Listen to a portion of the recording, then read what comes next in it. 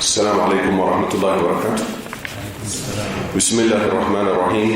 الحمد لله رب العالمين والصلاة والسلام على رسول الله وعلى آله وصحبه أجمعين. كذا عندنا حديثنا نسأله إن شاء الله تعالى زارين جزء صوص متو حديث نجرساله. عن عبد الله بن مسعود رضي الله عنه قال: سألت النبي صلى الله عليه وسلم أي العمل أحب إلى الله؟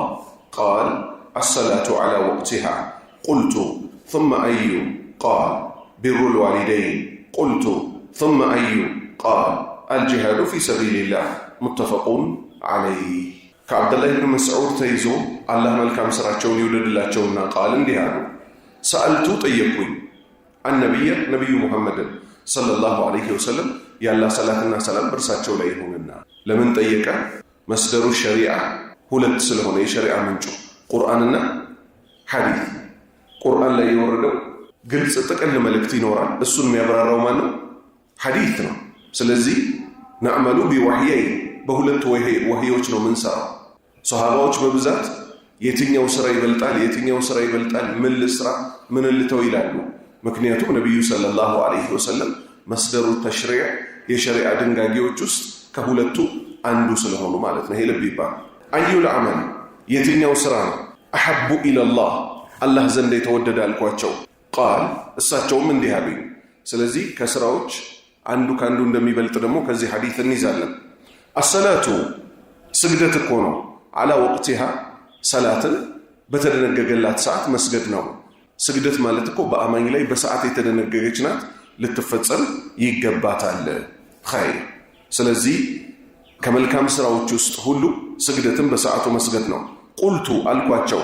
ثم ከዛስ አዩ የትኛው ነው? ሁለተኛ ደረጃ ጠየቃቸው። ቃል እሳቸው አሉ ቢር ማለት አልቢር በጎ መሆን፣ አልዋሊደይን ለወላጆች በጎ መዋል በጎ መሆን፣ ጥሩን ነገር መልካምን ነገር ማሳየት፣ እነሱ በመልካም መኗኗር። ቁልቱ አሁንም አልኩኝ። ثم እሺ ከዚህስ በኋላ አዩ የትኛው ነው ደግሞ መልካም ስራ? ቃል ነብዩ አሉኝ ሰለላሁ ዐለይሂ ወሰለም አልጂሃዱ መታገል እኮ ነው። ፊ ሰቢልላህ በአላህ መንገድ ላይ እኮ መታገል ነው። በአላህ መንገድ ላይ የአላህን ቃል በላይ ለማድረግ መታገል ነው አሉኝ። ከዚህ ሐዲስ ምን ይዘው እንግዲህ አንደኛ ሱሐባዎች የሚጠራቸውንም ጉዳይ ሆነ ማንኛውንም ነገር ወደ ምን እንደሚያስጠጉት ወደ ቁርአንና ወደ ሐዲስ። ይሄ ማንም ለነፍሱ ያዘነ ሙስሊም የመጀመሪያ ሊያደርግ የሚገባው ነገር ወደ ምንም ነገር ውስጥ ከመግባቱ በፊት ይሄ ነገር ይቻላል ወይስ አይቻልም ከመናገሩ በፊት ይሄ ነገር ቁርአን ይደግፈዋል ሐዲስ ይደግፈዋል ካልሆነስ እዛው ቦታ መቆም። ሁለተኛ መልካም እንደሚበልጠው በቁጥር አንድ ትኩረት ማድረግ ምኑ ላይ? ትልልቆቹ ላይ። ከዛስ ሸይአን ፈሸይአን ይሄ ተራ በተራ ምክንያቱም ሁሉም በአንድ ጊዜ መስራት አይቻልምና። 92ኛ ሐዲስ عن عرفجة ابن شريح رضي الله عنه قال: سمعت رسول الله صلى الله عليه وسلم يقول: إنه ستكون هانات وهنات فمن أراد أن يفرق أمر هذه الأمة وهي جميع فاضربه بالسيف كائنا من كان. رواه مسلم. هانات فتن وأمور محدثة. سبحان الله. كعرفجة ابن شريح الله ملكام سراچون يولد الله چونا تيزو قال انديالو سمعتشالو رسول الله يا الله ملكتنيا سمعتشالو صلى الله عليه وسلم يا الله صلاتنا سلام برساچو ላይ ይሁንና يقول ሲሉኮ ሰምቻቸዋለሁ إنه ነገሩኮ ستكون ለወደፊቱ እኮ ይሆናል ነገሩ ምን አይነት ሃናቱን ወሃናቱን እታች ጋር ይብራራል። ሃናት ማለት ምን ማለት እንደሆነ ፈተና ይበዛል ልዩነት ይበዛል። فمن أراد የፈለገን ሰው أن يفرق ሊበታተን أمر هذه الأمة የዚህን የሙስሊም ኡማ ጉዳይ ሊበታተን የፈለገ ሰው መቼ وهي جميع እነሱ አንድ ሆነው ሳለ አንድ የሚሆነው በምንድን ነው? መልሱልኝ። በአንድ መሪ ስር ቁርአንና ሐዲስ ተይዞ በዛ በሚያስተዳድር በአንድ መሪ ስር አንድ ሆነው ከተሰበሰቡ በኋላ መሪን አምጾ መውጣት አይቻልም። ከዚህ ምን እንይዛለን? ዛሬ ዓለም ላይ ብዙዎቻችን ልባችን ምን ሆኗል? ተሸንፏል። ምርጫ በየ4 ዓመቱ ካልሆነ ስለ ሀገራችን አይደለም። ልብ በሉ ንጉሳዊ ስርዓት የሚባል አለ ወይ? አዎ አለ። ነቢዩ ሰለላሁ ዐለይሂ ወሰለም ምንን ተናግረዋል? 4 ኸሊፋዎች እንደሚኖሩ ተናግረዋል። ወይም ኸሊፋው ለ20 ዓመት ብቻ እንደሚቆይ። ማን የገዛው? አቡበክር፣ ዑመር፣ ዑስማን፣ አሊ። ከዛ በኋላ ኡማው የሚተዳደረው በኡመራዎች ነው፣ በአሚሮች፣ በንጉሶች ነው ብለው ተናግረው አልፈዋል። ዛሬ ሰው ምን ይልሃል? ፈረንጆቹ ጋር እንደምናየው ለምን ተቃዋሚ ፓርቲ ኖሮ ተቃዋሚ በበዛ ቁጥር ነው አይደለም አገር ችግር ውስጥ የሚገባው። መሪዎቹም የማይሰሩትን እንዲዋሹ ይደረጋሉ። እንዲሰራላችኋለሁ እንዲሰራላችኋል። እነዛም የማይሰሩትን ሌላ ነገር ይላሉ። ስለዚህ ይሄው ነብዩ ሰለላሁ ዐለይሂ ወሰለም የሙስሊሞች ጉዳይ በአንድ መሪ ላይ አንድ ከሆነ በኋላ ምን ማድረግ አይቻልም? እነሱን ለመለያየት መምጣት አይቻልም። የመጣ ሰው ካለ ፈድሪቡሁ ምቱት፣ ቢሰይፍ በሰይፍ ምቱት፣ ካኢነን መንካን ማንም ሆነ ማን አገርን አፈርሳለሁ ብሎ የሚመጣን ሰው ኢስላማዊን አገር አንድ ከሆነች በኋላ በቁርአንና በሐዲስ አንገቱን በሉት። ረዋሁ ሙስሊም ኢማም ሙስሊም ዘግበውታል። ሃናቱን ሚለው ቃል ፊተኑን ፈተና እኮ ነው። ወኡሙሩን ሙሕደት ፈጠራ የሆኑ አዳዲስ አካሄዶችና ብዙ ነገሮች ይመጣሉ። በዛ ሰዓት ሆነ መቼም በሙስሊም መሪ ስር አንድ ሆናችሁ ከተሰበሰባችሁ ወደፊት ወደ ኋላ አትበሉ። 93ኛ ሐዲስ وعن أبي سعيد الخدري رضي الله عنه قال النبي صلى الله عليه وسلم لا تسبوا أصحابي فلو أن أحدكم أنفق مثل أحد ذهبا ما بلغ مد أحدهم ولا نصيفه متفق عليه. سبحان الله. كأبي سعيد الخدري تيزو الله ملكم سراتشون يوددونا قال اندهانو قال النبي كوندهانو صلى الله عليه وسلم يا الله صلاتنا سلام برساتشو ليهم لا تسبوا بفتصوم እንዳትሳደቡ لا تسبوا በፍጹም እንዳትሳደቡ አስሓቢ የኔን ባልደረባዎች የኔን ሱሐባዎች እንዳትሳደቡ። አሁን ሐዲሱን እንቀጥልበታለን። የሐዲሱ ሰበቡ ምንድነው? የተወራበት አንድን ነገር ሰበቡን ማወቅ የዛን የቁርአን አንቀጽ ወይም የዛን ሐዲስ ደረጃውን ይበልጥ እንድንረዳውና መልእክቱ ምንድነው የተፈለገበት የሚለው ይበልጥ እንድንረዳው ያደርገናል። ከኛ የቃል በቃል ትርጉም ይልቅ ኻሊድ ኢብኑ አልወሊድ ምንድነው እናንተ የምታውቁት? ሷሃባ አይደል? ጥሩ። አብዱራህማን ኢብኑ አውፍ ምንድነው? ሷሃባ ነው። እሱ በጣም የታወቀው ማን ቢሆንም ብዙዎች ዘንድ ኻሊድ ቢሆንም ከኻሊድና ከአብዱራህማን ኢብኑ አውፍ ማን ነው ቀድሞ እስልምናን የተቀበለው? አብዱራህማን ኢብኑ አውፍ ነው። አብዱራህማን ኢብኑ አውፍ ማለት ሚን ሳቢቂን አልአወሊ ከቀደምቶቹ ከመጀመሪያዎቹ ውስጥ ነው። ማንን ተናገረ? ሁለቱም ሷሃባ ከመሆናቸው ጋር ኻሊድ አብዱራህማንን ተሳደበ። ነቢዩ ሰለላሁ ዐለይሂ ወሰለም ምን አሉ? ላ ተሱቡ አስሓቢ አሉ። ባልደረባዎቼ የመጀመሪያዎቹ እንዳትነኩብኛል። በደንብ ይሰመርበት። ከዚህ በኋላ ያለው ደግሞ ለእኛ ይበልጥ መመከሪያ ነው። አሁን ችግሩን መሰላችሁ? እስቲ ለቁርአንና ሐዲስ እጅ እንሰጣለን እንበል። እስቲ በሉልኝ። እስቲ እጅ እንሰጣለን አይደል? አሁን በዚህ ሐዲስ መሰረት አሁን ዓለም ላይ ያለንበትን አሁን እንነጋገራለን። አሁን ስለ ትላንትም አይደለም ስለ ነገም አይደለም፣ ዛሬ ዓለም ላይ ያለንበትን ዛሬ እንነጋገራለን። ነቢዩ ምን ነበር ያሉት? አንዳቸውንም እንዳትሰድቡብኝ ነው አይደል ያሉት? ስድብ ማለት ለምሳሌ ይሄ አጭሬ ስድብ ነው አይደለም? ይሄ አስጠሊታ ስድብ ነው አይደለም? እሺ ከስድብ አልፎ ርግማን እስከሆነ የባሰ ነው አይደለም? እሺ እንጨርሰው ሐዲሱን፣ ምሳሌውን ደግሞ ቁጭ እናደርጋለን። ላ ተሱቡ እንዳትሳደቡ አስሓቢ የኔን ሷሃባዎች ፈለው አነ አሐደኩም ከእናንተ ውስጥ አንዳችሁ እኮ አንፈቀ ቢለግስ ቢያወጣ ሚስለ ኡሑድን የኡሁድ ተራራን የሚያክል ዘሃበን ወርቅ እንኳን የኡሁድ ተራራን የሚያክል ወርቅ ቢለግስ በማን በአላህ መንገድ ላይ ማ በለኸ አይስተካከልም እኮ አይደርስም እኮ ሙደ ማለት እፍኝ ሙድ ማለት እፍኝ ማለት ነው። ይሄ ሁለት እጅ እንደዚህ አንድ ላይ ሲጠጋጋ ፊታችንን ልንታጠብ ውሃ በሁለት እጃችን እንዲህ እናደርጋለናል። ሙደ ያቺን እፍኝ የምታክል አሐዲሂም የኔን ሷሃባዎች አንዳቸውንም ወላ ነሲፈሁ አረ አንድ እጃቸው ተነስቶ በአንድ እጃቸው ብቻ የለገሷት ተምርም ትሁን ስንዴም ትሁን ገብስም ትሁን እናንተ ከሷሃባዎች በኋላ የምትመጡ ሰዎች ባላህ መንገድ ላይ የኡሁድ ተራራ የሚያክል ወርቅ ብትሰጡ እንኳን አትደርሱባቸውም ማለት። ዛሬ ዓለም ላይ ጦርነት እንዳለ ይታወቃል። አለ የለም? አብዛኛው ላኢላሃ ኢለላህ ብያለው፣ ሙሐመድ ረሱሉላህ ብያለው፣ እኔ እኮ የሰሃባዎች ወዳጅ ነኝ የሚለውን ታዩታላችሁ። ኢራን ትኑርልን ሲል ላ ሐውለ ወላ ቁወተ ኢላ ቢላህ። ኢራን ትኑርልን እቺ ጀግና አገር ይላሉ። በግልጽ በቴሌቪዥናቸው ላይ ምን የሚሉ ሰዎችን አቡበክር፣ ዑመር፣ ዑስማን፣ ሐፍሳን፣ አይሻን የተቀሩትንም ሶሃባዎች ያላህ እርግማን በእነሱ ላይ ይወረድ የሚሉትን ሰዎች አልሰማችሁ? አላየንም? በቪዲዮ ሐታ ወደ እስልምና ሰው ሊያስገቡ ወደ እነሱ እስልምና አላህ ወደሚያውቀው እስልምና እኮ አይደለም፣ ወደ እነሱ እስልምና ሰው ሊያስገቡ ምን ይላሉ? አሽሀዱ አን ላ ኢላሃ ኢለላህ ወአሽሀዱ አነ ሙሐመድን ረሱሉላህ ካስባሉ በኋላ ቪዲዮ አለኝ። ከዛስ ወአነ ዓሊ ወልዩላህ፣ ዓሊ የአላህ ወልይ ነው ካሉ በኋላ ምን ይላሉ? አላሁመ ልአን አባበክር ይላሉ። አላህ ሆይ አቡበክርን እርገመው፣ ዑመርን እርገመው። አዲስ ለሚሰልም ሰው የዑመር ገዳይ አላህ ካንተ ጋር ይቀስቅሰን እያሉ ደረታቸውን ይመታሉ። ሰው ከኢማን ሥራ ሁሉ በላጭ ለአላህ ብሎ መውደድ፣ ለአላህ ብሎ መጥላት ነው አይደለም? ከዛ ሌሎች ደግሞ ይመጡና ምን ይላሉ?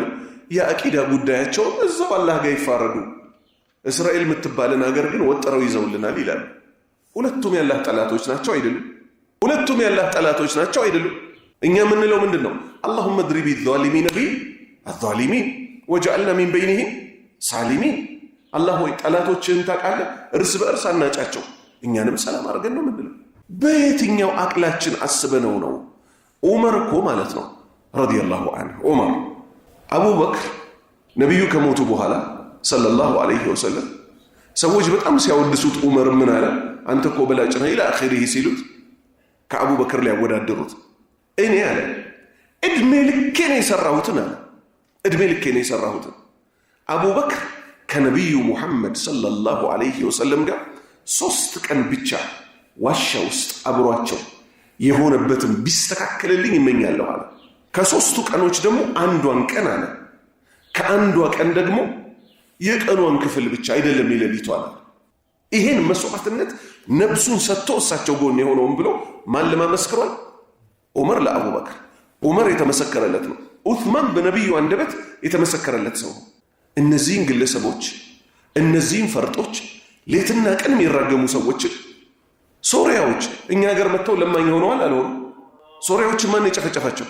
ኢራን ነው እኮ የጨፈጨፈቻቸው። የቅርብ ጊዜ ክስተት 10 ዓመት ያልሞላው። ለምን ጨፈጨፈቻቸው ሲባል እኛ እነሱ ዘንድ እንደ ካፊር ስለምንታይ ቢመቻቸው እኛንም ይጨፈጭፉናል። ለምን? የነ አቡበክር የነ ዑመር የነ ዑስማን ወዳጆች ተብለን የነሱ እምነት ጠላቶች ስለሆን፣ ስለዚህ በአቅላችን ሸሪዓን እንጫን እንጂ አቅላችንን ዝም ብለን ፍርድ የምንሰጥበት አናደርገው። እስራኤል እኮ ጠላትነቷ ዛሬ እኮ አይደለም የጀመረው። ሱረቱል በቀራ እንዳለ ስለነሱ ነው አይደለም? ያላህ ጠላቶች ናቸው አይደሉም? ናቸው አይደሉም? ናቸው። ዛሬ ምን ተገኘ ብለን ነው ከእስራኤል ጋር ኢራን ስለተዋጋችልን እኛ የሷ ደጋፊ ነን የምንለው? እኛ የማንም ደጋፊ አይደለንም። እኛ የማንም ደጋፊ አይደለንም። ሁለቱም ጠማሞች ናቸው። በተለይ እኛ በሶሃባዎች የመጣብንን አንደራደርም። የሺዓዎች እምነት የሚል ከዚህ በፊት የተለቀቀ ትምህርት አለ፣ ስሙት። እዛ ላይ ምን ይላሉ? ካስተማሪያቸው አንዱ ድምፁን አስገብቼ ነው የሰራሁት። አላህ ከልክሏል ይላል። ዝሙትን እንዳይመስላችሁ፣ መጠጥን እንዳይመስላችሁ፣ በቀጥታ እንዳትጠሩኝ ብሎ ከልክሏል። በወልዮቼ በኩል ኑ ነው ያለው። አላህ ግን ምንድን ነው ያለው?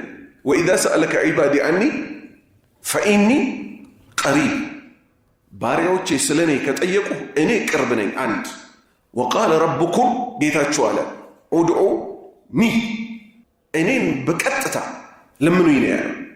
አረ ጉዳጉድ የሆነ እምነት አላቸው። ጨነቅ ካለ ያ ፋጢማ አጊስኒ፣ አንቺ ፋጢማ ሆይ እባክሽ ካለሁበት ጭንቅ ገላግሊኝ በይ ድምፅ ፋይለዋል። በጣም የሚያጅበው ደግሞ ሁሉም በድምፅና በቪዲዮ ፋይል ነው ደግሞ። ልብ በሉ። ሌላኛው ሻሃቸው ምን ይላል? ሱኒ ከሚባሉት ሰዎች ውስጥ አንዱ አለ፣ እየተሳለቀብን ነው እኛን። አንድ ተሸካሚ ሺዓ ነበር አለ። ለምንድን ነው አንተ ያ ዓልይ የምትለው? ለምንድነው ያ አላህ ማትለው ሲለው ቀላል ዕቃ ከሆነ ያ አላህ እላለሁ አለ የሚሸከመው።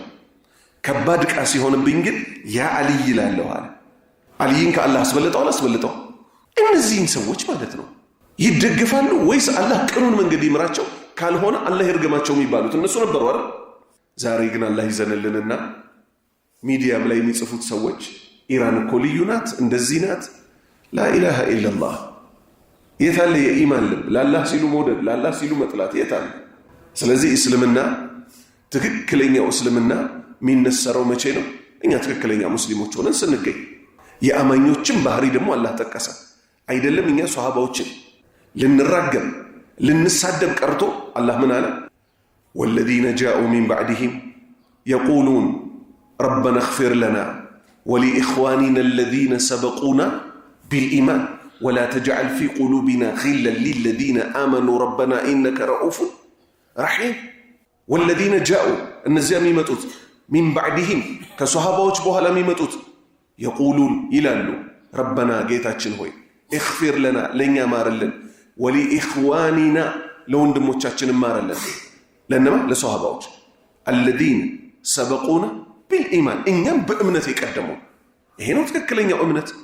ወላ ተጅዐል አላህ ሆይ አታድርግብን ፊ ቁሉቢና በልቦቻችን ውስጥ ጊለን ቅናትን፣ ምቀኝነትን፣ ጥላቻን የሶሃባዎችን በልባችን ውስጥ አታድርግብን። በል እንዲያው ምንከተላቸው ምንወዳቸው አላህ ሆይ አድርገን ነው የሚባለው። ስለዚህ አደራ ሶሃባዎች ማለት በነገራችን ላይ ፊልም ላይ የሚታዩት ሰዎች እንዳልሆኑ ወቁ።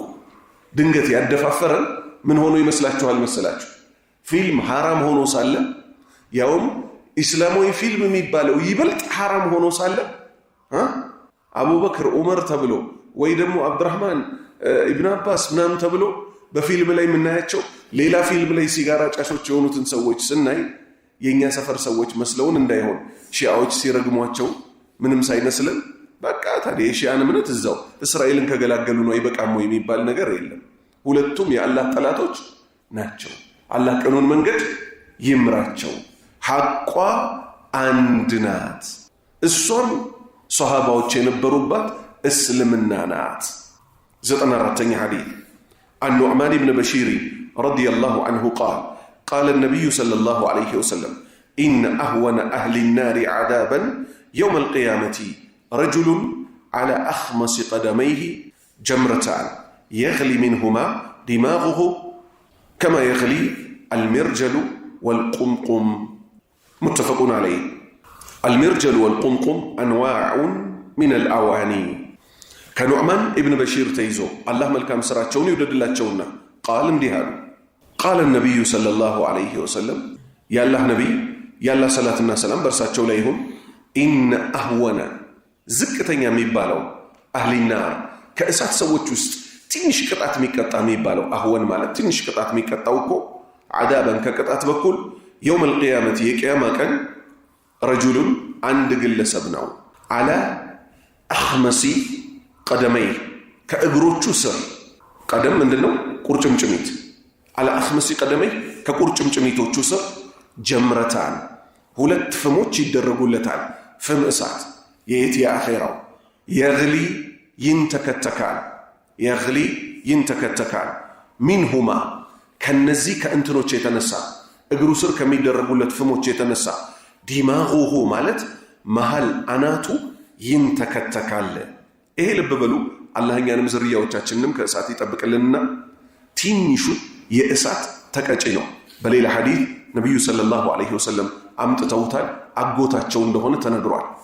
ጀሃነም ውስጥ ቅጣት አስቀንስለታለሁ አሉ። ነጠላ ጫማ የእሳት ይጠለቅለታል አሉ። መሃል አናቱን ያንተከትከዋል። በሌላ ዘገባ ይሄው ራሱ እግሩ ስር ፍም እሳት ይደረግለታል። መሃል አናቱን ያንተከትከዋል። ምኑ ደርሶ?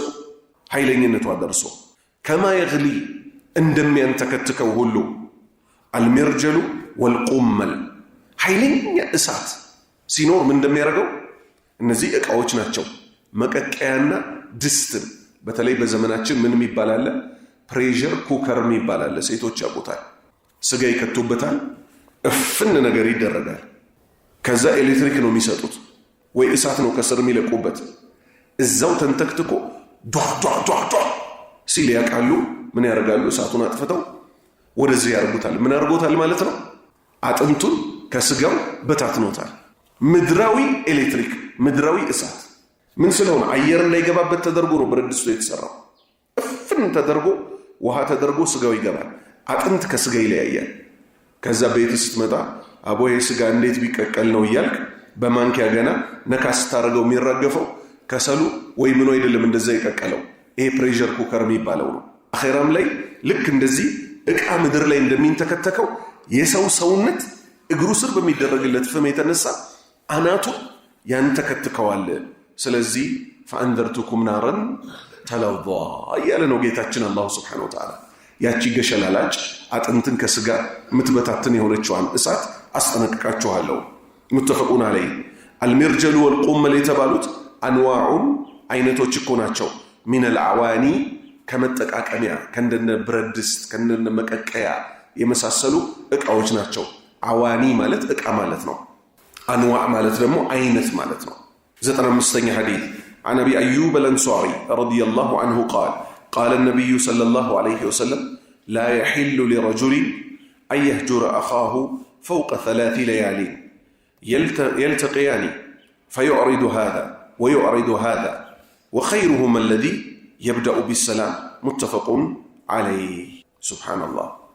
كأيوب باتيزو الأنصاري يمدينة سوي هونوت رضي الله عنه الله ملكا مسراتشون يودد الله تشونا قال اندهارو قال النبي صلى الله عليه وسلم يا الله صلاة الله سلام برساتشو ليهون لا يحل بفتصو ما يفكد اللتن لرجل لا اندق اللسر أن يهجر انديزقا انديا كورف أخاه وندمون فوق 3 ليالي كسوست لليتوش بلاي وندمون انديزقا انديا كورف التفكد اللتن كزي من يزن مالتنا مكورارف بشريعة اندميتشال شريعوي من دنو سوتشن ما استكاكيانو نقرقن سنتك اندرس 3 ቀን ብቻ አንድ ከዛው ጭስ 3 ቀን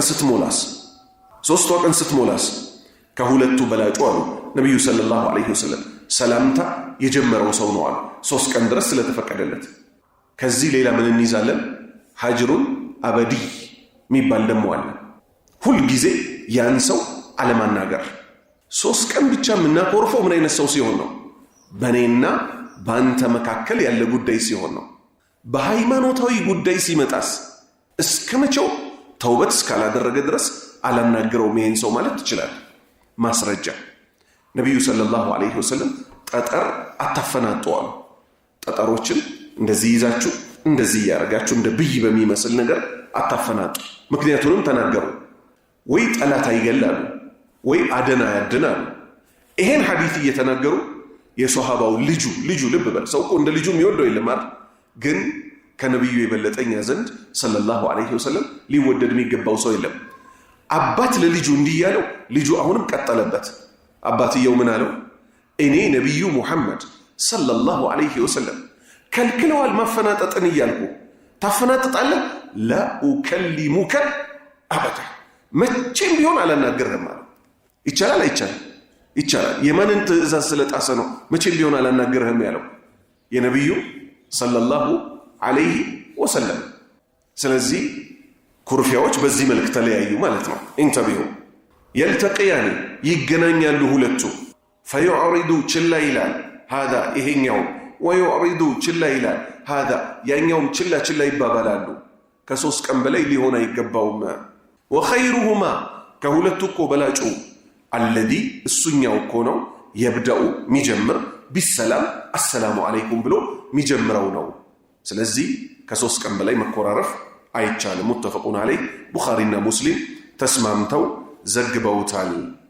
96ኛ ሐዲስ وعن عمر ابن أبي سلمة رضي الله عنه قال لي رسول الله صلى الله عليه وسلم يا غلام سم الله وكل بيمينك وكل مما يليك.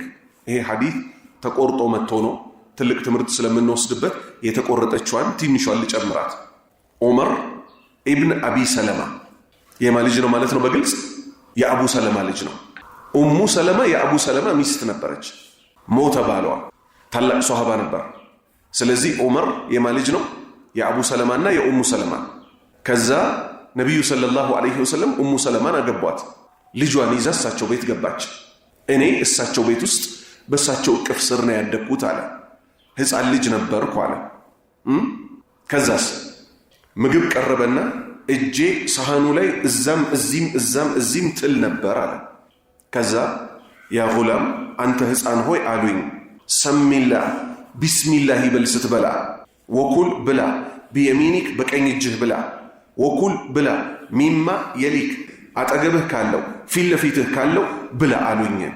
ሌላ ሐዲስ አለ ደግሞ ራሳቸው ነቢዩ ሰለላሁ ዐለይሂ ወሰለም ምን ያደረጉበት ምግብ ሌላ ሰው ፊት ሄደው የበሉበት ምግብ። አንድ አይነት ወጥ ብቻ ነው የሚቀርበው አይደለም። ስለዚህ ከዚህ ምን ጀምዕ እናደርጋለን፣ እንሰበስባለን። ምግቡ አንድ አይነት ከሆነ ምን እናደርጋለን? ከፊታችን ነው ምንበላው። የሚበላው ምግብ ግን እንዲያውም ረሱል ሰለላሁ ዐለይሂ ወሰለም በሌላ ሐዲስ ምን አሳይተዋል? የምግቡ በረካ መሃል ላይ ነው ያለው ብለዋል። ጦርነቱ የሚጠቃው እንዴት? ቤተሰብ ተሰብስቦ አንድ ትሪ ላይ ይቀመጣል። ከፊቱ ጀምሮ እያጸዳ በረካው ቦታ ጋር ይደረሳል መሃሉ ላይ እንጂ መሃል ላይ ተዘሎ እቺን ለኔ ተብሎ ዋናዋ አጥንት ያን ቦታ አትመታም ማለት ነው። ይሄ ምናችን ነው? የሸሪዓ አካሄዳችን ነው። ከዛ ምግብ ደግሞ የሚቀርበው ምንድነው? በሌላ ሐዲስ ምን አሉ ነብዩ ሰለላሁ ዐለይሂ ወሰለም? በረካ ያለው ምግብ እጅ የበዛበት ነው አሉ። ምን ማለት ነው? ሰፋ ብሎ የቀረበው ነው። ከዛ በጋራ የሚበላው ነው። ሙጥጥ ተደርጎ የሚበላው ነው። ኩሉ ወሽረቡ ወላ ቱስሪፉ፣ ብሉ ጠጡ አታባክኑ።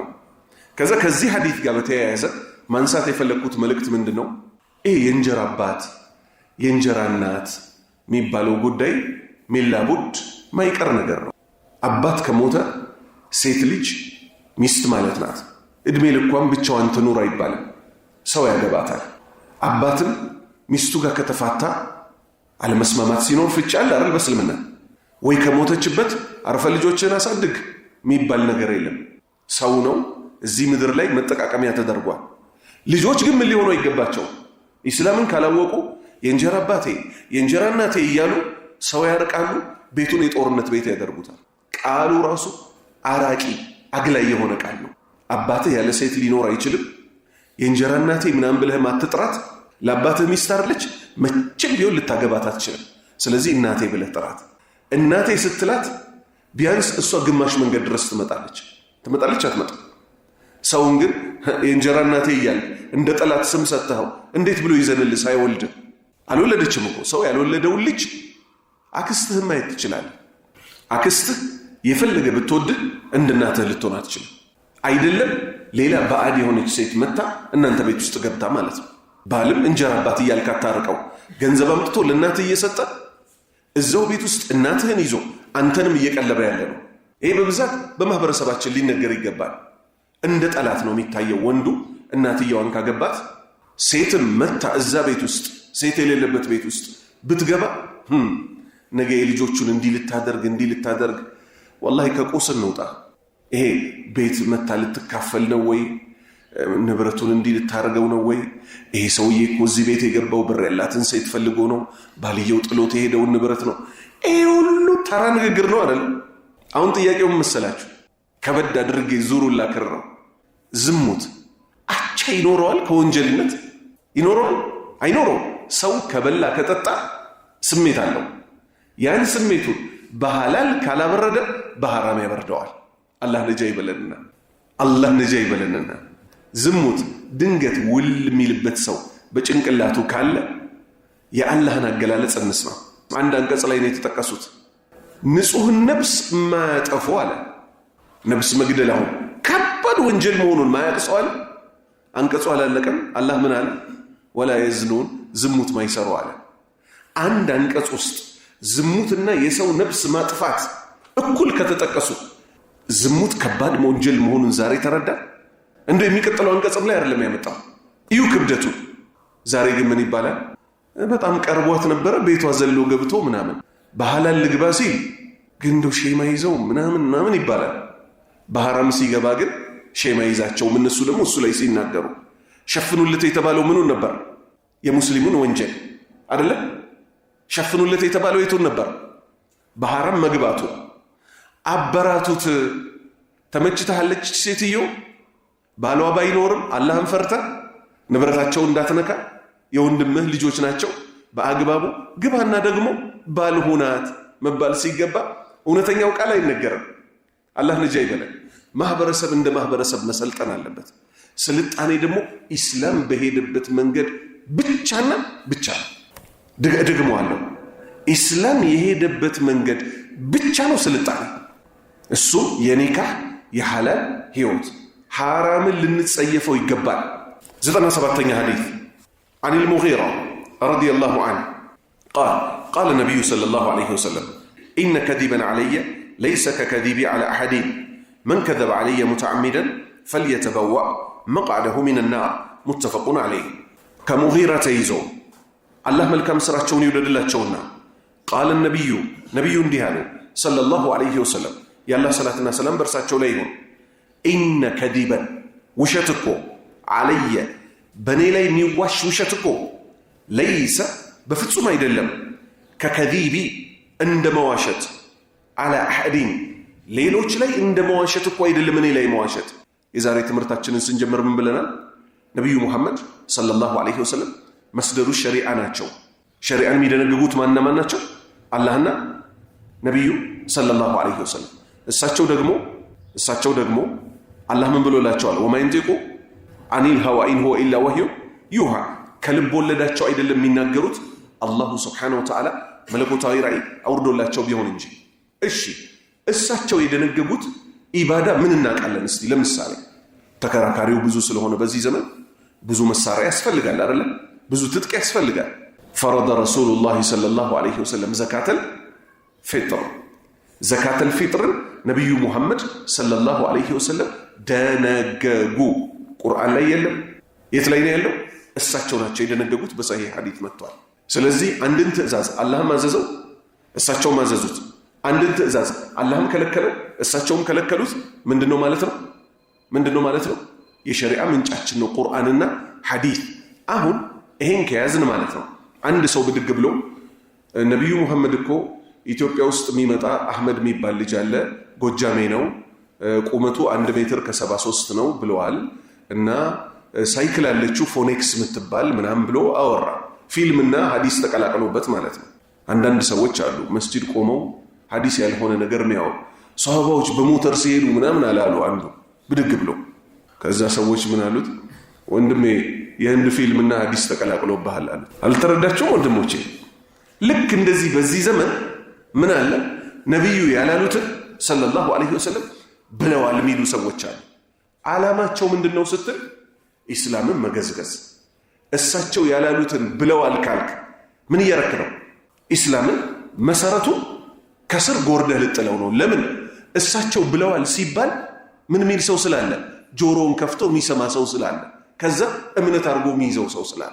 ይሄ አገራችን በተለይ የዚህ ትልቅ ምሳሌ ናት። አገራችን ውስጥ ብዙ እስልምና ላይ ይዋሻል። ድምፅ ፋይል አለ። ከዚህ በፊት ለቅቅ ያለው ደጋግሜም ለቅቅ ያለው ሰው እንዲጠነቀቀው። ትልቅ ሰው ነው። ቁጭ ብሎ ሰዎች እያሉ ነው የሚሰሙት።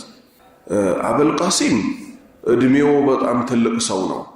አበልቃሲም ሲል ነብዩ እንዳይመስል የፈለገበት ነብዩ ራሱ ምን ብለዋል? ተስመው ቢስሚ ወላ ተከነው ቢኩንየቲ፣ በኔ ስም ተጠሩ፣ ሙሐመድ ተብላችሁ ተጠሩ፣ ነገር ግን በኔ ኩንያ በኔ መጠሪያ አበልቃሲም ተብላችሁ እንዳትጠሩ ብለው ነበር። ኢትዮጵያዊ አበልቃሲም የሚባል ሰው ያለ አሉ። ልብ በሉ። ከነብዩ ሙሐመድ በፊት ሰለላሁ ዐለይሂ ወሰለም በእድሜ የነበረ። እንዴት ካላችሁ ሰውየው ትርክቱን ይቀጥላል። አበልቃሲም የጥንትም ሰው አይደሉ።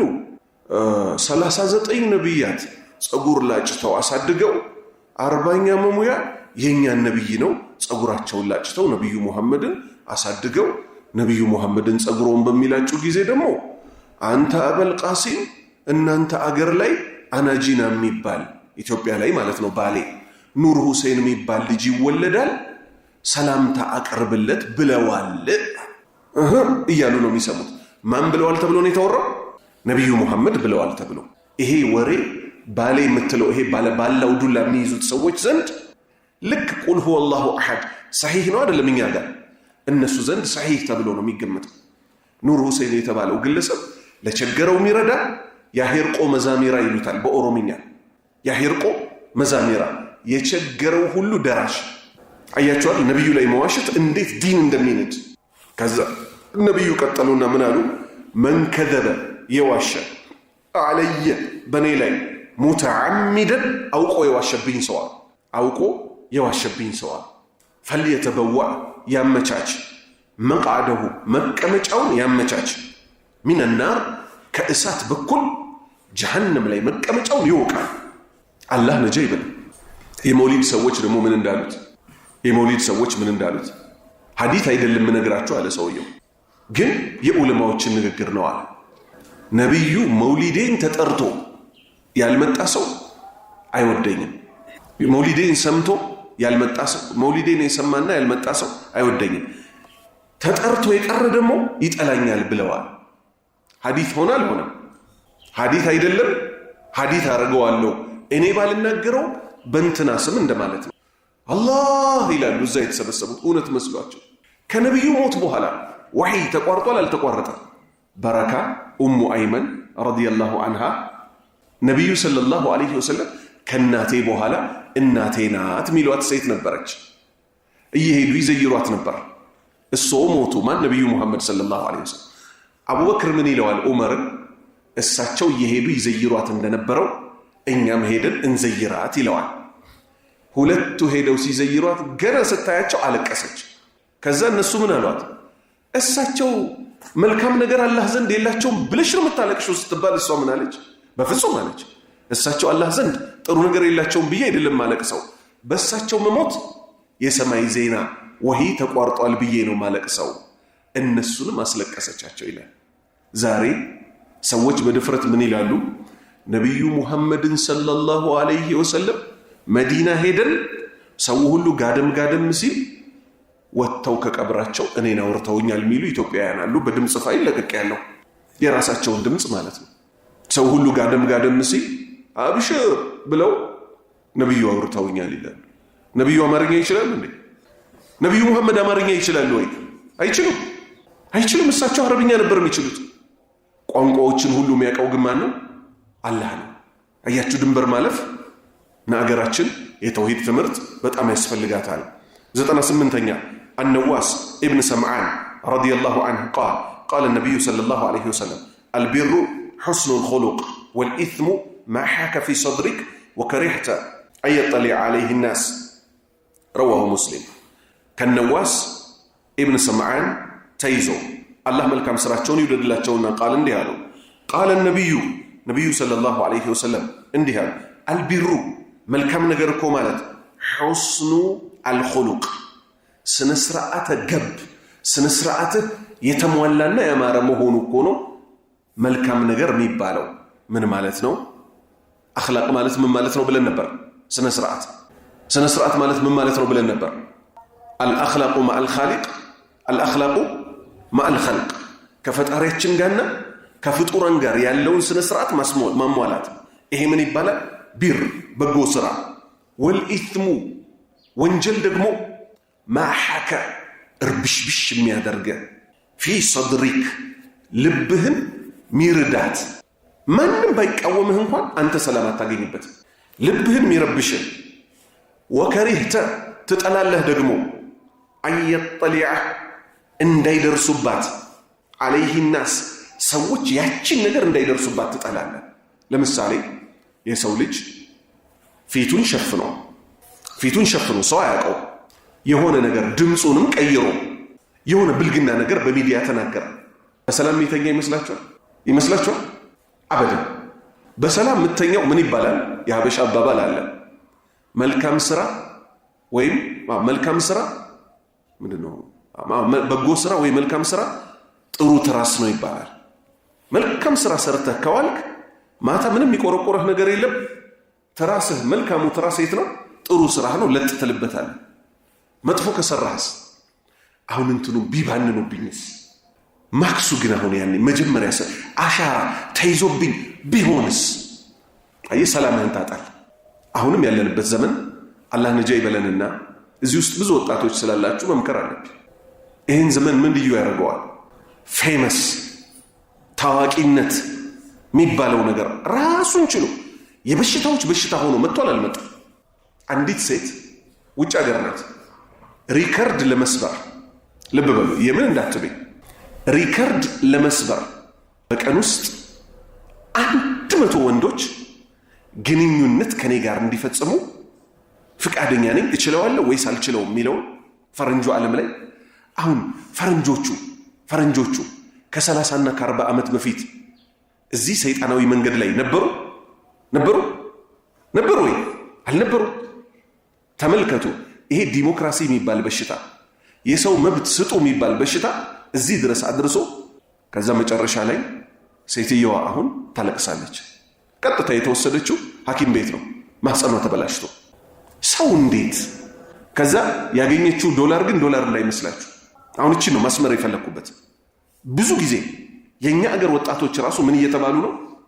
አንተ እዚህ ትምህርት ምናምን ትማራለህ እንዴ? እንትናን አታያትም እንዴ? ዲግሪ እንኳን ይዛ በሱ መች ሰራችበት? ቲክቶክ ላይ ቪዲዮ ትሰራለች፣ ዩቲዩብ ላይ ቪዲዮ ትሰራለች፣ ማስታወቂያ ትሰራለች፣ መኪና የገዛውን አታይም እንዴ ይባላል። ሴቷን በሷ መንገድ እንዲሄዱ ወንዱን ደግሞ ይመጣሉ። እገሌን አታዩትም እንዴ? እገሌ እኮ ሐዲስ ያስተላልፋል ወይ አላህን ይፈራል ወይ እኮ አይደለም። አላህን የሚያምፀውን ወንድም ቢዜድ ፎሬክስ እኮ ነው የገዛው፣ ቢዋይዲ ምናምን የሚባለው ቨርሽን እኮ ነው የገዛው። ሰዓቱን አታይም እንዴ ይለዋል። ይሄ ወጣቶቻችንን አእምሯቸውን እስኪረብሽ። ያቺ ሴት 100 ወንድ በአንድ ቀን ይገናኘኝ ያለችው ልብ በሉ፣ ግንኙነቱን ፈልገው አይደለም፣ በሱ ጀርባ መክበር ፈልጋለች። ላይቭ 200 ሚሊዮን ታየላት በአንድ ቀን ውስጥ። ብዙ ዶላር አገኘች። ሆስፒታል ደም በደም ሆና ገባች። ዶላሩ ተገኘ።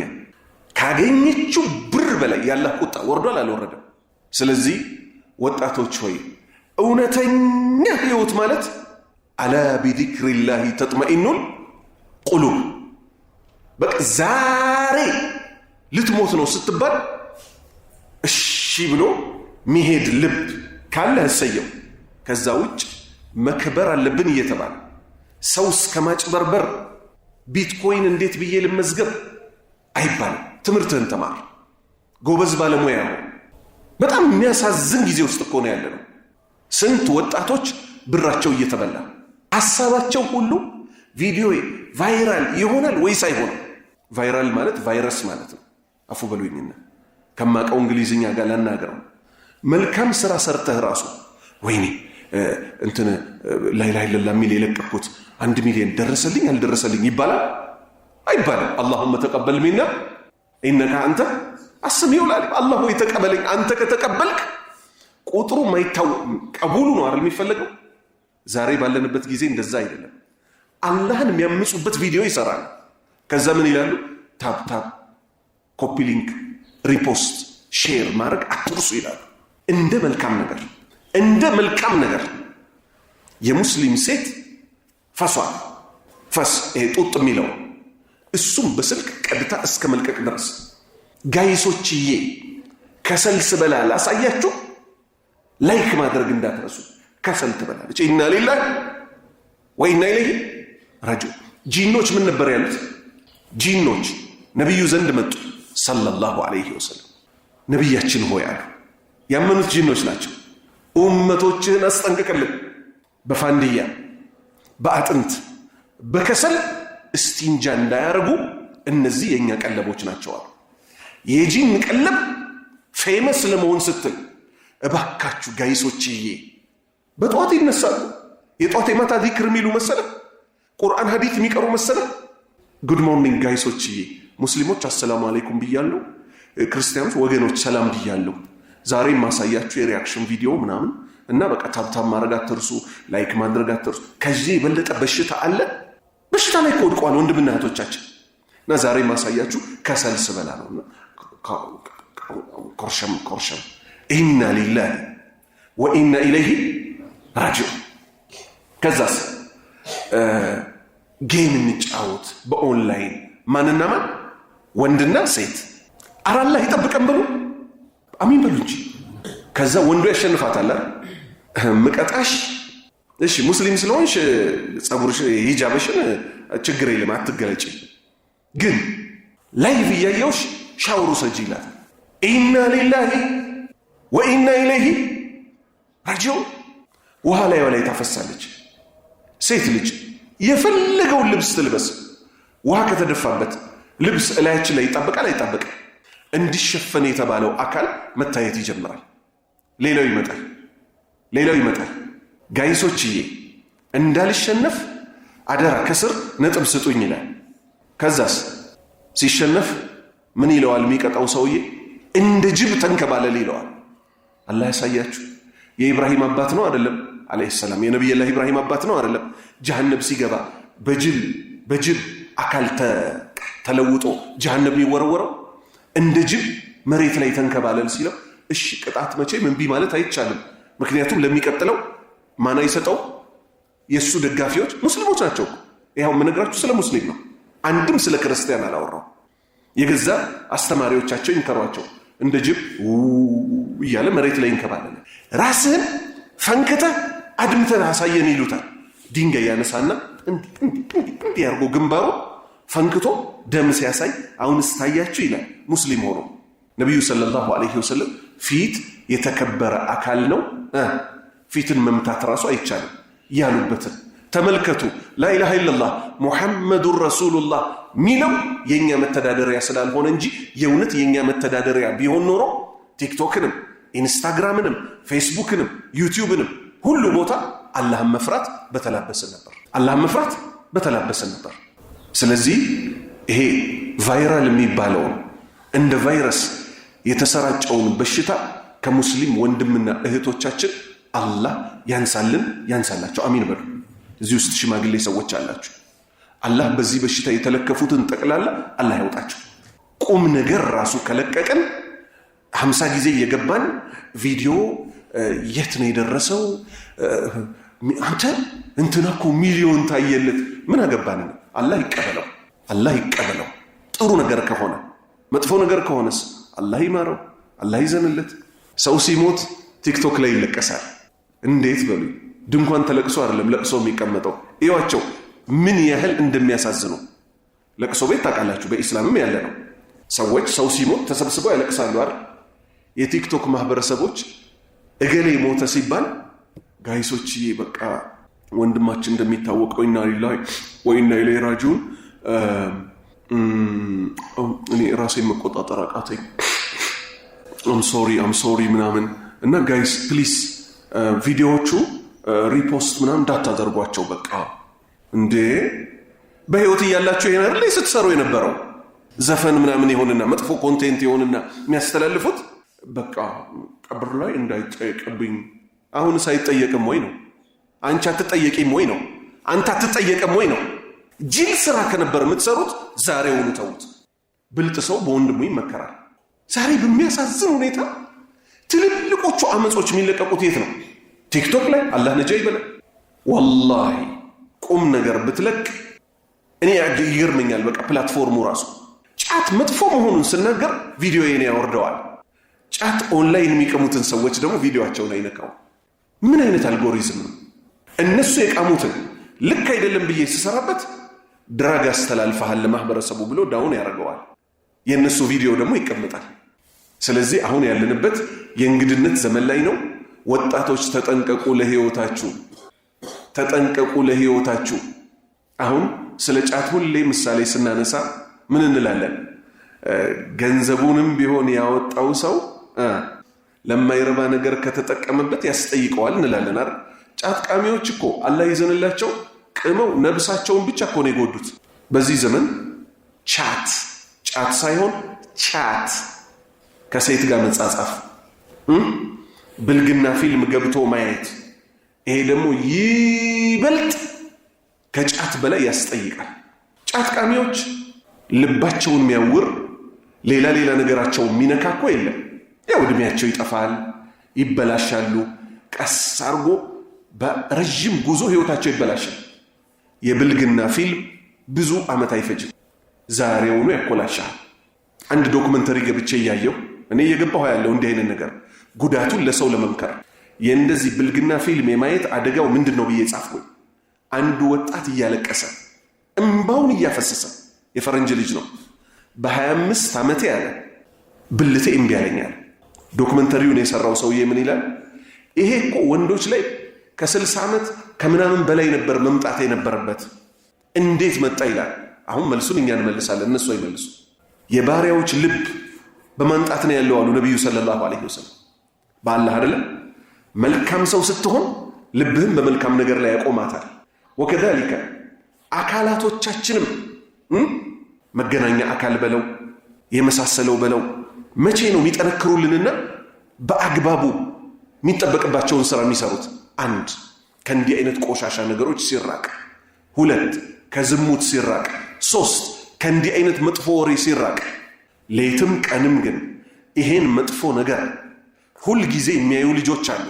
ስልካቸው ሲበላሽ ስልካቸውን ለመስጠት አሰሪ ቤት ማለት ነው ዳውንሎድ ስለሚያደርጉበት በደንብ ያሱ በያ የሆነ የሰው ስልክ አምጥቼ ነበርና እስቲ ይሁንም እኔ እንጃ እስቲ ሰራላቸው። ስልኩ የማን ነው? ስልኩ የማን ነው? የራሱ ነው። ወንጀሉ የተመዘገበው በማን ነው? በራሱ ነው። የሰው ይላል። ሶስተኛ ደግሞ ምን ተመዘገበበት? ውሸት። የራሱን ስልክ የሰው ስልክ ማለት ነው። ይሄው ሐዲሱ ምን ይላል? ወንጀል ማለት ሰዎች እንዳያውቁብህ የምትፈልገው ይሄ ስልክ ያንተ ነው? አዎ አህመድ ወንካ ልደውልበት አልከኝ አይደል? ደውልልኝ። አንዳንድ ሰዎች አንዴ ስልክን ስትላቸው ቆይ አንዴ ይሉህና ከዚህ ወደ ጥግ ዞሮ የሚደላልቱት ነገር አለ የለም? አለ የለም? ወላሂ ባልና ሚስት በተለያየ ፓተርን ቆይ ከባልና ከሚስት የበለጠ ቀርበት አለ ወይ? ወይዘሮ ሚስት ባሏን እስቲ ስልክህን ስጠኝ ብትለው ቆይ አንዴ አንድ መመልሳት መልስ አለ ምናምን ነገር ትልና ምኢልና ነካ ያደርገዋል። የሚደልታቸውን እየደለተ ቴሌግራሙን በሌላ ፓተርን ከዘጋው፣ ዋትሳፑን በሌላ ፓተርን ከዘጋው፣ ኢሞውን በሌላ ፓተርን ከዘጋው ይሄ ሰው ምኑን ሰው ነው? እዛ ውስጥ ምን ስላለ ነው በእንዲህ አይነት በሌላ ፓተርን የሚዘጋው? ሴቷም በጣም በሚያሳዝን ሁኔታ ትዳር ማለት ቆይ ትዳር ማለት ትልቅ የተከበረ ቤት ነው አይደለም? እንደው ባልሽን አታክብሪ፣ አላህን አትፈሪ፣ ትጻጻፋለች ከወንድ ጋር። አሁን የሌላ ሰው ሆናለች። አንተ እኮ ያኔ በቃ መወሰን ስላቃተህ እንጂ ልቤ እኮ አንተ ጋር ነው ምናምን ትለዋለች። አጅሬ አክተር ደግሞ እንትን ይመስለዋል። በቃ እሷ እንኳን ሞኝ ብትሆን ወንድሙን አሁን እሱ ምን ማድረግ ነው የነበረበት? ወንድሙን እየጎዳው ነው አይደለም? እሷ ጅል እንኳን ብትሆን አይገርምም? አይ ፎቃኩ ስታውን እንደገባላ አለቀቃትም እኮ አያ ያቺ እንትና ሚስት እኮ አሁን ማያ ላ ሐውለ ወላ ቁወተ ኢላ ቢላህ። በጣም እኛ እኮ ገና ስጋችንና እድሜያችንና ቁመታችን እንጂ ያደገው ብዙዎቻችን በቁርአንና በሐዲስ ትክክለኛ እድገት ይገባናል። አላህ ካደጉት ያደርጋል። አሁን ቆይ ያወራሁት አህመድ ነው የሌለ ነገር ነው አል እንዴት አንተ የወንድምህን ሚስት ታወራለህ? ይሄ እኮ የነውሮች ሁሉ ነውር ነው። ወላሂ ኪስ ማውለቅ ወንጀል ነው። ይሄ ግን የሰው ልብ ማውለቅ ደግሞ የወንጀሎች ሁሉ ወንጀል ነው። ነብዩ ምን አሉ ሰለላሁ ዐለይሂ ወሰለም? አሁንም ደግመዋለሁ። ነብዩ ምን አሉ ሰለላሁ ዐለይሂ ወሰለም? አሁንም ደግመዋለሁ። ነብዩ ምን አሉ ሰለላሁ ዐለይሂ ወሰለም? የሰው ሚስትን ያስኮበለለ ሰው ቀኝ አይደለም አሉ። ከነብዩ ሙሐመድ ሰለላሁ ዐለይሂ ወሰለም ካልሆን ከማን መሆን እንፈልጋለን? የሰው ሚስት አቆላምጦ መጥራት አይቻልም። ወዬ ምናምን እያሉ በቃ የሰው ሚስት የሰው ነው፣ የሰው ልጅም የሰው ነው። የሰው ሚስት ማየት አይቻልም። አሁን እኮ የአንዳችን ሀቅ በሌላችን ላይ ያለው ምን እንደሆነ ስለማናቅ እየጣስ ነው አይደለም? እንዲህ ጎትተ የሰው ሚስት ልትስም፣ ይሄማ ከባድ ወንጀል ነው፣ ከባድ ወንጀል ነው። 99ኛ ሐዲስ አነዋስ ብን ሰምዓን ረዲየላሁ ዐንሁ ቃለ ነቢዩ ሰለላሁ ዐለይሂ ወሰለም ዩእታ ቢልቁርአን የውመ አልቅያመቲ ወአህሊሂ አለዚነ ካኑ ያዕመሉነ ቢሂ ተቅዱሙሁ ሱረቱል በቀራ ወአሊ ኢምራን ረዋሁ ሙስሊም። ከነዋስ ኢብን ሰምዓን ተይዞ አላህ መልካም ስራቸውን ይውደድላቸውና ቃል እንዲህ አሉ። ቃል ነቢዩ እኮ እንዲህ አሉ ሰለላሁ ዐለይሂ ወሰለም፣ የአላህ ሰላትና ሰላም በእርሳቸው ላይ ዩእታ ይመጣል፣ ቢልቁርአን ቁርአን ራሱ ይመጣል፣ የውመል ቂያመቲ የቂያማ ቀን፣ ወአህሊሂ የቁርአን ሰዎችም ይጠራሉ። አለዚነ የቁርአን ሰዎች ተብለው የሚጠቀሱት እኮ እነሱ ናቸው። እነማን? ካኑ የሆኑ ያዕመሉነ ቢሂ ሲሰሩበት የነበሩ። አላሁ አክበር። ተቅዱሙሁ ከፊታቸው ትቀደማቸዋለች እኮ ትመራቸዋለች እኮ ሱረቱል በቀራ እና ወአሊ ዒምራን ሁለቱ አሊ ዒምራን እና ሱረቱል በቀራ ከፊት ሆነው በቁርአን ሲሰሩ የነበሩ ሰዎችን እየመሩ ይዘው ይሄዳሉ። ወልቀመሪ ኢዛ ተላሃ ጨረቃ ፀሐይን በተከተለች ጊዜ ቁርአንም ቲላዋ የሚባለው ማንበቡ አይደለም። ልብ በሉ፣ በቁርአን መስራቱና መፋረዱ ነው። ቁርአን ውስጥ ያለውን መልእክት እንሰራበታለን። አላህ አለ፣ አዎ እጅ መስጠት። ነቢዩ አሉ፣ አዎ ሰለላሁ ዐለይሂ ወሰለም እጅ መስጠት፣ ለዛም መጎተት። እነዚህን ሰዎች ቁርአን የቅያማ ቀን ምስክር ይሆናቸዋል። መቶኛ ሐዲት አማ ቂል ኢብኑ የሳሪ ረዲየላሁ ዐንሁ ቃለ ነቢዩ ሰለላሁ ዐለይሂ ወሰለም አልዒባደቱ ፊል ሐርጂ ከሂጅረቲን ኢለየ ረዋሁ ሙስሊም። አልመቅሱዱ ቢልሂጅረቲ ሁና አልፊትነቱ ወእኽቲላጡ ኡሙሪ ናስ። ከማዕቂል ኢብን የሳር ተይዞ አላህ መልካም ስራቸውን ይውደድላቸው ቃል እንዲህ አሉ። ቃል ነቢዩ ሰለላሁ ዐለይሂ ወሰለም የአላህ ነቢይ የአላህ ሰላትና ሰላም በእርሳቸው ላይ ነው እንዲህ አሉ። አልዒባደቱ አምልኮ መፈጸም ፊል ሐርጂ በፈተና ዘመን ከሂጅረቲን ስደት እንደማድረግ ነው። ኢለየ ወደ እኔ እንደመሰደድ ነው አሉ። መቼ? በፈተና ዘመን አምልኮ መስራት።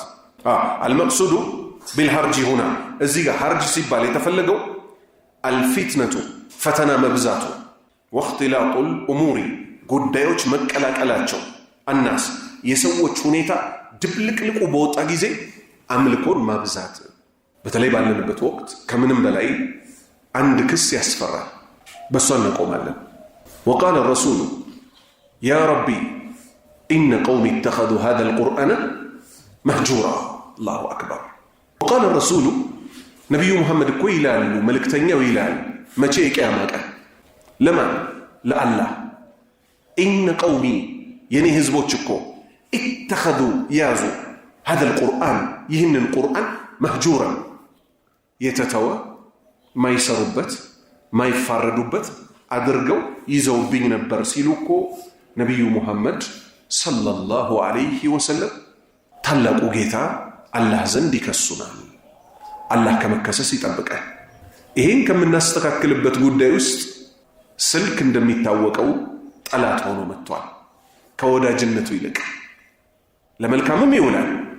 አብዛኛው ጊዜ ግን ጊዜያችንን እየበላ ጠላት ስለሆነብን ምን እናደርግ? ተው አልተቻለም አይደል? አላህ እስኪያስችለን ድረስ ጧት ከእንቅልፋችን እንደተነሳ ስልኩን አንነካካው። አንድ የአላህን ቃል ቁርአን ሳናነብ ወደ ስልክ አንምጣ። ሁለት ዲናዊ ነገሮች ቤት ውስጥ ቤተሰቦቻችንን ስራ ሳንረዳ ይሄን ስልክ የመጀመሪያ የህይወት ግባችን አድርገን አንውሰደው። እንዲህ የሆነ ነውና ቀኑ እየተቦከመ እየተጨረበ ያለው። እንዴት ብሎ ስትል ጧት ትገባለህ፣ ስክሮል እያረክ ምናምን እየሳክ እያልክ ወላጅ ማለት ነው ከሩቁ ቢያይ እንደው ለልጄ ሩቅ የሚያደርግለት ሰው ይኖረው ነው ሚል አለይስ ከዳልክ። ከዛ ልክ 2 ሰዓት ይሆናል ትወጣለህ። አሁንም ወሬ ነው። አንተ አዲስ ዳቦ አለ ምናምን ምን አረ እንደዚህ ተከስቷል። ከዛ ዘለ ስለ ኳስ የሚያወራው እንትና እኮ ሳጣው ስለ እነዚህ እኮ እንትኖች ናቸው ስለ ያኛው ቦጊልና እናት እንደዚህ ትሁን ይለዋል። በጧቱ ተረገመ አልተረገመ እናትና አባቱን አሰድቡ። ከዛስ አሁንም ይወጣል። ፈጅሮም አልፈዋለች። ከሰገደም አርፍዶ ነው የሰገዳት። ዙሁርን ደግሞ ዛሬ ማን ነው የሚያሳፍረን በርጫ ምናምን ጠሮብኛል። ታዲያ አስደንብራትኝሽ ምናምን እዛ ጋር ያለው አይታየም በያም ምን ይሁን ላፈዋ አረብ ይባነንብኝስ ምናምን እኔ ድንባሮን እሰራለሁ እዚህ ጋር አክሽን ነገር እፈጥራለሁ እንደ እብድ አቴንሽኑ ወደ እኔ ሲሆን አንተ ያንተ ልፈዋለህ ይለዋል። ስልክ ይሰረቃል፣ ይሄዳሉ፣ ይሰርቃሉ፣ ሐሺሽ ይወስዳሉ፣ ማታ መጠጥ ይጠጣሉ፣ ዝሙት ላይ ይወድቃሉ። ይሄ የከፊል ወጣቶቻችን ህይወት ነው። ስለዚህ ይሄ ስልክ ምን አድርጎብናል? ብዙ ነገር አበላሽቶብናል። ከስልክ ጋር ያለንን ግንኙነት እንራቅ። በቃ ማስጠንቀቂያ የሚገባው ደረጃ ደርሷልና ማለት ነው። አልሐምዱሊላህ ረብል ዓለሚን 130 ሐዲስ ጨረሰ። ጁዝ 1 ጁዝ 2 ጁዝ 3 100 ሐዲሶች ጨረሰ። አላህ ያድርሰን። የሚቀጥለው ሳምንት ጁዝ አመ ተፍሲር እንማማራለን። ኪታቡን ልክ እንደዚህ ይዤ እመጣለሁ ኢንሻአላሁ ተዓላ። እንግዲህ አላህ ያድርሰን። ደግሞ እድሜ እስከሰጠን ድረስ እንማማር።